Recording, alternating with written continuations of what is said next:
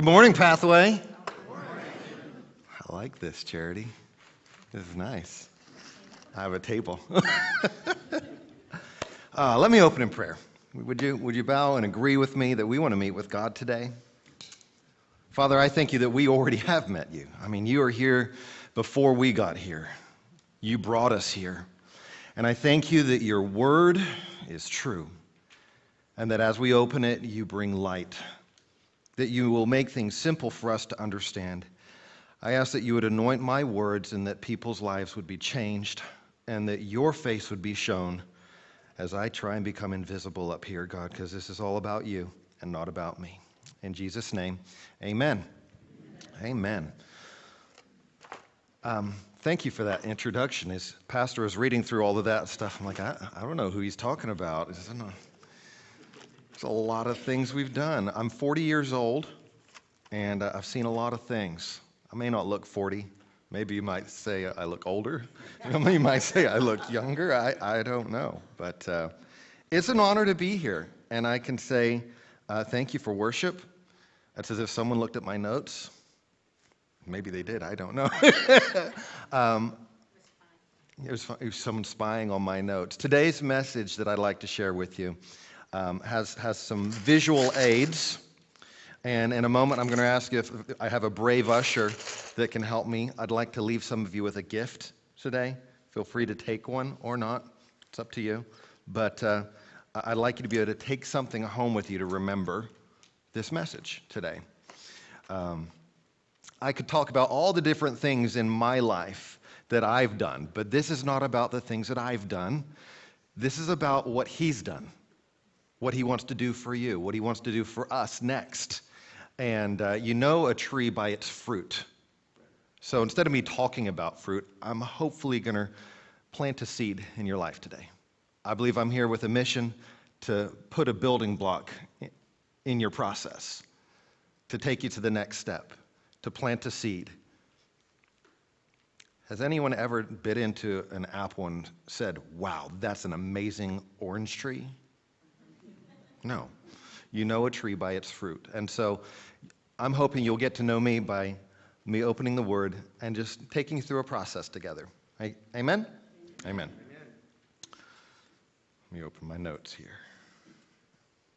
So today's sermon I would like to call Random Pieces. When God gives you random pieces. Often, God will give you a picture, and then he won't give you all the pieces. He might give you a beautiful picture. I've got a picture of a nice Lego castle for you. And anyone ever built a castle like this? That's got 996 pieces. It's for children aged 7 through 12.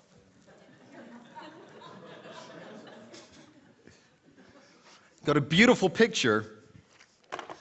You open the box, and this is what God gives you. That ain't right. Any of you surf online and you see the pictures of expectations versus reality? We talked about Mary for a moment, and the angel came and says, you're going to be the mother of Jesus, our Savior. Can you imagine for a moment what the picture of her imagination looked like? I'm pretty sure it didn't match up with the reality of the pain and suffering she ended up having to go through. Sounds all glorious. I'm going to be the mother of God. No, it was painful for her. So I know God has given many of you a picture. And then instead of even giving you all the pieces, you know what he did?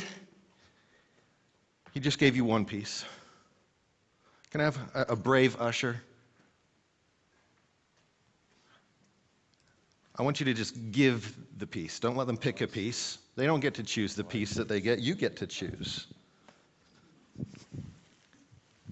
Wouldn't it be nice if God gave us a picture and then we got to choose the order things happened in?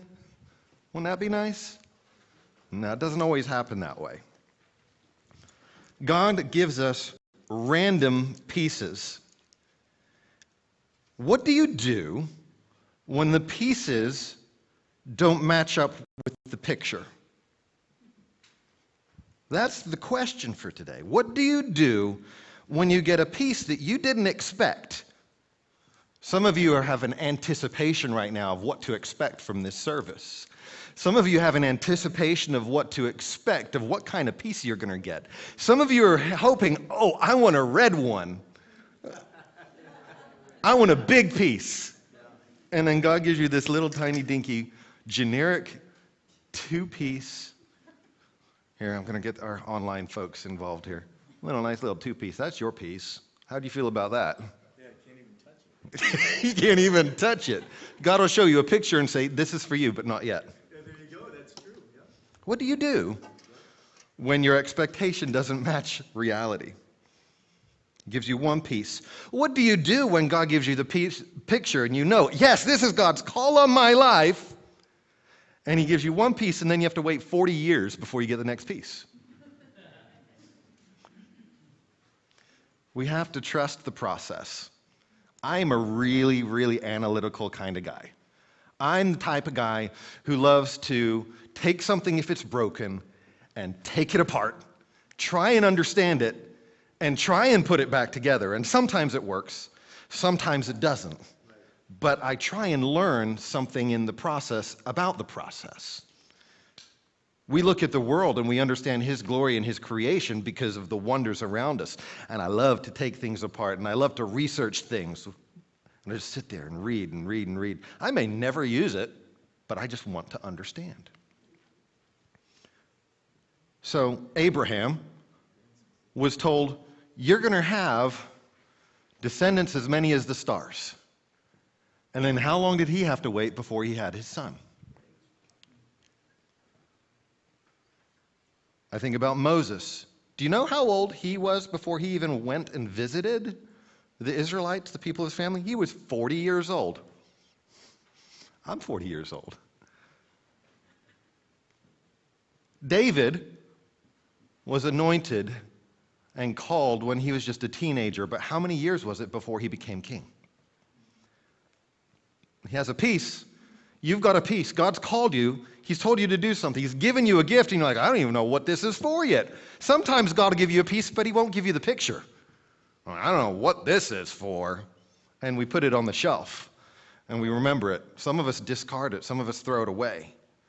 But God has given you pieces to prepare you for the next step.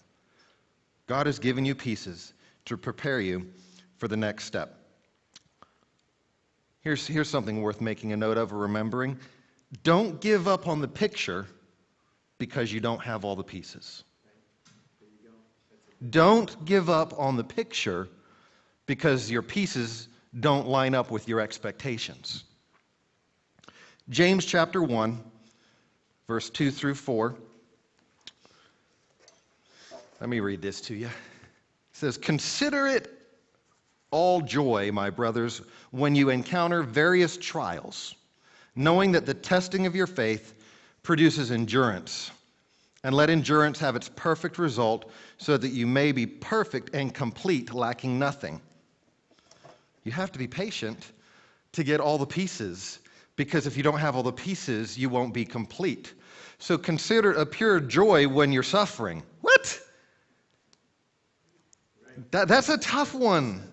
That's one that doesn't make sense when bad things happen, when you get pieces that don't make sense. You're like, this is a broken piece. This is an unusual piece. This can't be my piece, God. Why are you giving me this piece? Why is my family going through this? Why are we having this sickness? Why are we having this financial difficulty? This piece can't be from God. But consider it a joy? God, now you're just mocking me. And it's very easy to get resentful of God when your pieces don't match your expectations.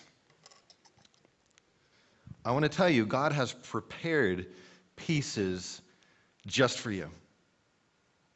Without you even knowing that there was a picture, he has gone ahead and he has prepared pieces before you even knew that you need them. Back in Tulsa, our ministry team has been working through Psalms chapter 23. And last week, we heard a message talking about how he prepares a table for us in the presence of our enemy. That he's gone ahead and he's prepared, and he's done it in advance, a table. Now, whenever you've read that passage, how many of you imagine a table like this? And you imagine all the cutlery and the maybe a Thanksgiving type spread that's been prepared, and it's in this table, and way over in the distance there's these bad guy snipers that want to take you out. You're having your Thanksgiving meal in the presence of your enemies. Is that the imagination you guys have? That's the way I always pictured it. But did you know that's not the type of table that the sheep are thinking of? That the Psalm chapter 23 says, the Lord is my shepherd. So this is not David's psalm. This is not your psalm. This is a sheep's psalm. And what kind of a table would a sheep be thinking of? In fact, it's more of a plateau in the middle of a mountain. How many people have heard messages about don't stay on the plateau, or our church is plateaued, like it's a bad thing? It's the plateau that is also called a table. It's a place of grazing. It's a place of refreshing. It's a place of getting sustenance. But that table, the shepherd had to go to before the sheep even saw that there was a table. And he had to go there to get rid of the poisonous weeds that would have killed the sheep had they eaten it. Sometimes we get so hungry as believers, we'll eat anything. Oh, that sounds good. Look what I read on Facebook today. There you go. Right? We get so hungry that we'll eat anything. And the sheep, they didn't know the difference between good grass and bad weeds. But if they ate the wrong weeds, it would kill them. They did not even know that the shepherd had gone ahead to prepare the table in the presence of the weeds, so that by the time you got there, there were no weeds for you to accidentally eat. God has taken care of your enemies before you even knew they existed. God has a table for you before you've even seen there was a table. Before you even knew you were going to be hungry, He already has a plan. He already has a plan. And as I look back on my life, and you can probably think about your life, the number of times where all of a sudden something just arrived that you needed just when you needed it. And you didn't know you need it, but when you think about when was this thing sent to me, it was sent before you even had a problem. Right. Yep. God has prepared pieces for you before you knew you needed them. And this gives incredible comfort for some of you who may right now not have the comfort, may not have the peace that you need. Knowing that there is a shepherd who is preparing things for you should give comfort and should give peace. And what we need to do is stay close to the shepherd. Stay close to the shepherd. 1 Corinthians 13:9 says it this way, we know in part and we prophesy in part. 1 Corinthians 2:9, I like this one, no eye has seen, no ear has heard, no mind has conceived what God has prepared for those who love Him. You know you don't know what you don't know until someone shows you you don't know. Amen. That's right. That's right. It's true. One of the first trips back to the States after I had moved to the Czech Republic, where I got to bring Charity with me, I took her to Ascension Convention. My first trip to Ascension Convention. How many of you ever been to Ascension Convention? Some of you haven't. It's a youth conference hosted by Christian Life College where we both went. Me and Pastor Jim, not me and Charity. And I first went when I was 13 years old, and there's 2,000-3,000 kids all worshiping God, all in one place. And it's just an amazing atmosphere of experiencing God's presence. And I knew that Charity had never experienced anything like that, so I took her. And it's like, oh, wow. I had no idea. I couldn't even conceive it because I hadn't seen it. And then we brought back one of her best friends from the Czech Republic. And she got to experience it.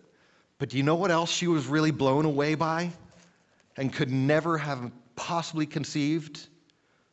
Golden Corral. Wow, this is amazing. What? I can go back and get more? Nothing like that exists in the Czech Republic. I mean, you don't even get free refills on your drinks. Some of you are like, oh, I can't be a missionary, forget that. No free refills on my drinks? It's pain and suffering to be a missionary, folks. Sacrifice. Sometimes God gives you unusual pieces. How many of you have a really unusual piece? Everyone got a Lego piece? I got some unusual pieces here. You know, they make a piece. It's a door. It's a complete door. I mean, check that out. Is that coming in on you online? It's a whole door. I didn't even have to make this door. Sometimes God gives you a door, and you're like, I guess I'm supposed to step through a door, but what into? But guess what? This is a piece. This is not a complete thing. This is part of a house. Maybe someone else has the rest of the house. Sometimes God gives you a piece and you're like, I have no idea what this is for. What is this? That's a nice piece, little weird, I don't know, propeller. I don't know what that is. Maybe it's an engine, I guess.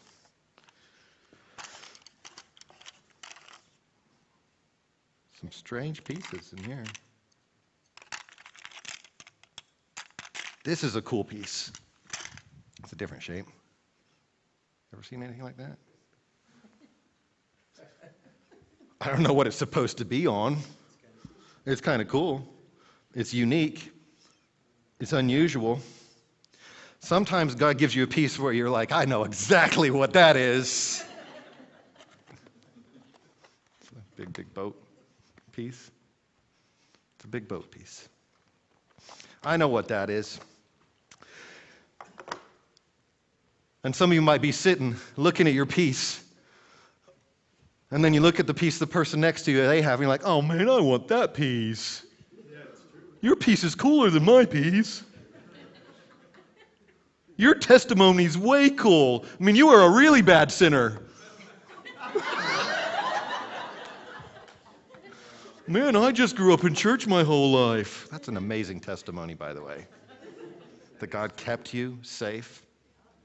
That's the truth right there. Don't you know that you might just be holding the piece that someone else needs to hold their pieces together? There you go. That they're like, this is a cool piece, but man, it's not going to float. It's a broken piece, and I got this really small, but it's such an important piece. And it holds them together.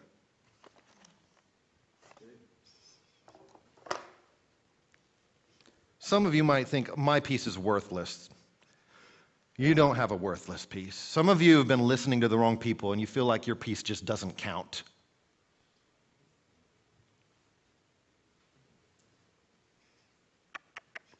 Your piece counts. Micah wanted to get a Millennium Falcon Lego set for Christmas. We're like, do you know how much Legos cost? Let me show you a really basic Lego set. And we said, this is a 32-piece, I think. 32-piece set, $5.49. You want a Lego Millennium Falcon like this? No, that's too simple. All right, what about was it 101 pieces? What about this? No, that one's for babies, Mommy. That's not a Millennium Falcon. $9.97. Okay, Mommy, I want one like this. 1,351 pieces. But guess what? Every single one of those pieces are important and apparently really expensive. $159.95. I feel like I'm playing The Price is Right. And the price here is wrong. I'm sorry, son. You're going to have to settle for the $10 Millennium Falcon. Anyone ever built a Millennium Falcon like this before? Anyone really passionate about Legos? Yeah, there's someone wondering. I really like Legos. I know. I could not even comprehend that a Lego set existed like this. So for those of you, real quickly, that are thinking, Stephen, come on, you're talking about Legos on Sunday. How childish can you be? You're allowed to be 99 years old and still play with Legos, but the moment you turn 100, it's too dangerous for you. Kids are not even allowed to play with this one. If you're 15 years old, my kids are not allowed to touch this one. You ever wonder why God doesn't give you all of the pieces all at once? Because if God dumped 7,541 pieces in front of you, you would be overwhelmed. And do you want to know why I would never dump this in front of my 9-year-old son? He wouldn't value it. In fact, he would probably give up on it. This is too complicated for me. He might run away from it. It's like, that's your mess, you pick it up. And we wonder why God doesn't give us everything we think we need now. And it's because you have to get used to the piece you have to prepare you for the next piece, and the next piece, and the next piece. And just because things don't happen in our time frame, it doesn't mean that he's given up on the promise or the thing he started in you. In fact, for Timothy, Paul says, I know that he's faithful to complete the thing that he started in you. And I hope that that's the prayer for us in our life. That's the prayer for you in your life. Sometimes, though, you start with just one piece and you think it's worthless. You think it doesn't matter, but it's part of something that's priceless. You are priceless. You might think you don't count. You might think that you have no value. You've been listening to the wrong people. One of the miracles that we think about that had lots of pieces, we're talking about thousands. We think about the feeding of the 5,000. You know there were more than 5,000 people there? It was only 5,000 men. But there were women and children. But what's amazing is the piece that was most important was the piece that didn't get counted. The loaves and the fish came from a child who, in that day, didn't even count. So when you feel like you don't count, you have a piece that is intended to bring forth a miracle for thousands. Amen. Thank you, Lord.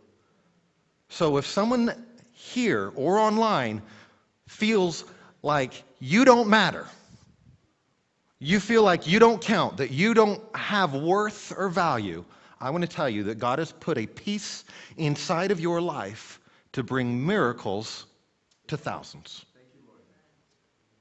You have to get hold of that and claim it. And some of you, you've got that little piece, and that's why I want you to take it and keep it and put it somewhere. If this is for you, keep it in your pocket. And when you feel worthless, be able to reach in there and hold it and go, you know what? I have a very valuable piece. My wife shared a Facebook message with me. I had seen this before, and it's a story of a man who was going to give a car to his daughter for graduation. And this car looked all dirty and rusted out, and he said, I want you to have this car, but before I give it to you, I want you to go and find out what its value is. I want you to first go to the used car lot. And they offered her $1,000 for it. They said, it's just a worn out car. It doesn't have a lot of value, but we'll give you $1,000 for that car. He says, now I want you to go to the pawn shop. She took the car to the pawn shop. They said, we'll give you $100. It's an old car, not worth much. Finally, he told her, take it to the car club. And she returned just excited. They offered $100,000 for the exact same car that the other people gave a very small valuation for. And they said it was because this is a Nissan Skyline R34. This is an iconic car sought after by many collectors. And the punchline to this story is the right place values you the right way. And if you're not valued, it means you're in the wrong place. My spin on that for this Lego story is if you're not feeling value, it means you're not connected to the right pieces. You have value. You're important. You have to get connected to the right pieces. You're a rare piece on purpose. Turn to your neighbor and tell him you're a rare piece on purpose. Say, you're unusual. Say, in fact, you're not normal. Say thank you. That means I'm special. I'm rare. Try this one out. Say, I'm iconic. God made me special. I'm irreplaceable.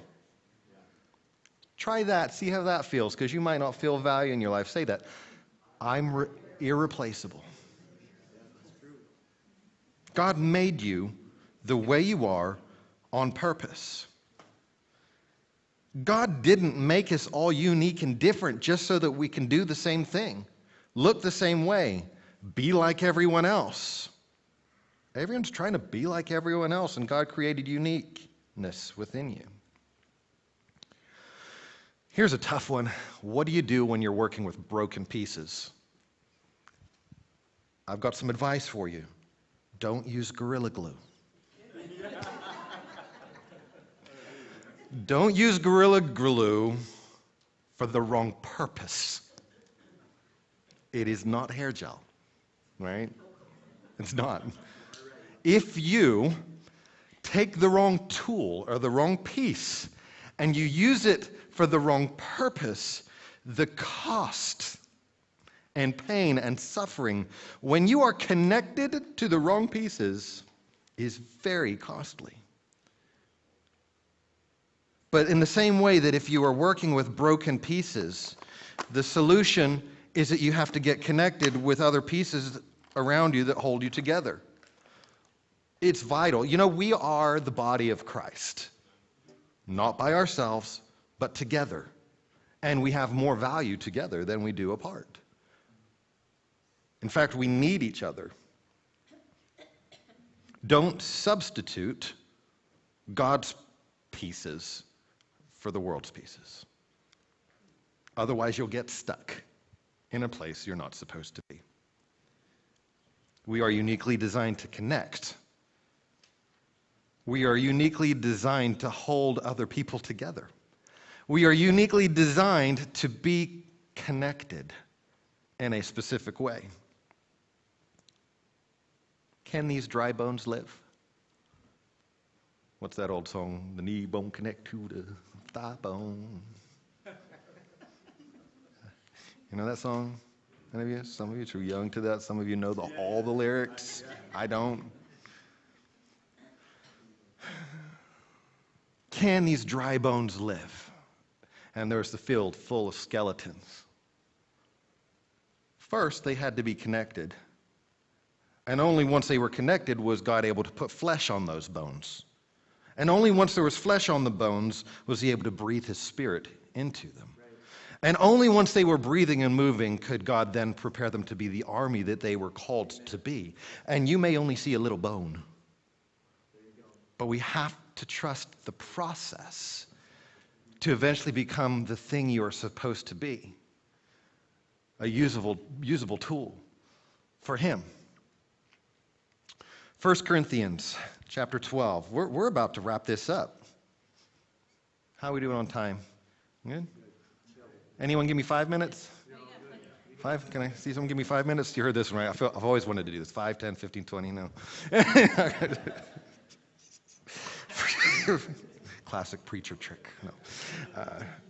1 Corinthians chapter 12, verse 15 through 26. I referred to this earlier. Now, if the foot should say, because I am not a hand, I do not belong to the body, it would not for that reason stop being part of the body. And if an ear should say, because I am not an eye, I do not belong to the body, it would not for that reason stop being part of the body. And if the whole body were an eye, where would the sense of hearing be? And if the whole body were an ear, where would the sense of smell be? But in fact, God has placed the parts in the body, every one of them, just as he wanted them to be. If they were all one part, where would the body be? As it is, there are many parts, but one body. The eye cannot say to the hand, I don't need you.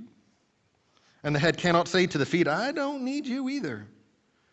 On the contrary, those parts of the body that seem to be weak are indispensable. And the parts that think that we are less honorable, we treat with special honor. And the parts that are unpresentable and treated with special modesty, while our presentable parts need no special treatment, but God has put the body together, giving great honor to the parts that lacked it, so that there should be no division in the body, but that the parts should have equal concern for each other. If one part suffers, every part suffers with it. If one part is honored, every part rejoices with it. We need to be connected. We need to be connected, and we need one another. We need to get close to people. The church must be connected, and we live in a society right now with lots of reasons for it, but we are disconnected. We are not in unity in belief. We are not in unity in location. I'm not coming after you people online. There's reasons for you to be online. But we need you. You need us. It's hard to get connected to people when you're afraid of being next to them.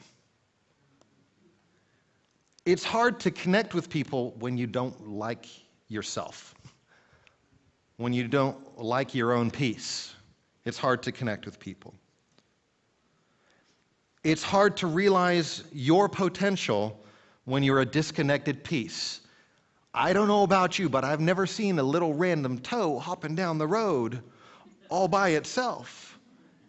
It cannot get from here to there without being connected to the body. God wants to take you from here to there. He's changing you from what you are to what he wants you to be. We are the body of Christ. We are the bride of Christ. And we're missing pieces. It's hard to realize the potential when you're disconnected. It's hard to realize the picture when you're connected to the wrong pieces. God wants to give you enough pieces for today, just like he gave manna to the Israelites in the wilderness, just enough to get them to the next place. He leads the sheep to the green pastures so they can get enough sustenance to take them to the next place. He will guide you. Proverbs 3:5-6. Trust in the Lord with all your heart and lean not on your own understanding, but in all your ways acknowledge him and he will direct your paths. He will direct your paths. He will guide you in paths of righteousness. He doesn't say, here's a map, good luck. He's actually building this with you. He didn't just give you the instructions. He also gave you the Holy Spirit who helps build with you. I will build my church. Amen. Thank you, Lord. Thank you, Lord. He's with you. He's calling you. He called you and he gave you a peace. For some of you today, your peace has been sitting on the shelf for far too long. For some of you, you feel like your peace has just been discarded. It has been devalued, discounted, Some of you think it's past your time and it's been discontinued. Some of you think that your years are over and it's time for someone else. Let me tell you something. God's not done with you yet. That's right. Hallelujah. You're an important piece. You're an important piece. Turn to your neighbor and say, you are an important piece. And I need you.